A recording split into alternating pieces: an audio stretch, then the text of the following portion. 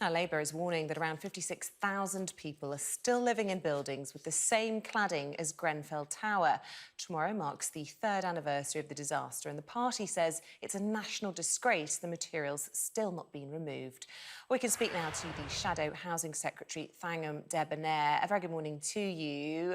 A horrible day tomorrow, a very sad anniversary, but an important month also because government ministers missing their own deadline on removing the cladding. Yes, and thank you for having me on because I've listened over the last weeks and months, and obviously we probably have all heard over the last 3 years stories from the survivors and the bereaved of those 72 people who died in such awful circumstances 3 years ago. And we should today be able to mark the end of all of that cladding, that aluminium composite material cladding that surrounded Grenfell Tower. That should have been what was happening today, and it's not.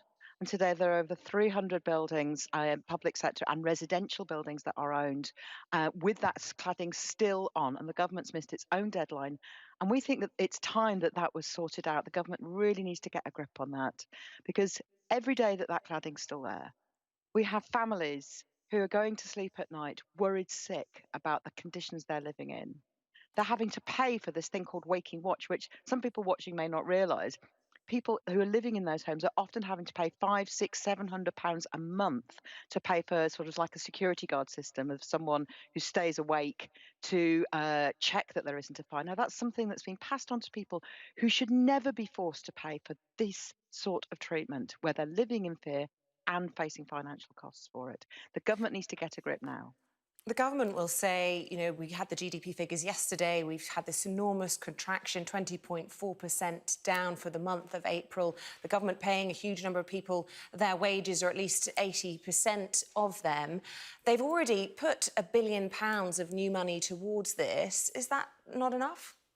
Well, the select committee, the cross-party committee of MPs that reported yesterday on this, said that that isn't enough. So it's not just Labour that's saying that. It's a cross-party group of MPs who says that it's nowhere near enough.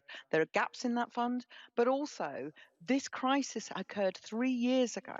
We've known about this unsafe cladding for 3 years now. And before the coronavirus came on top of it, the building progress, the remediation progress was already woefully behind.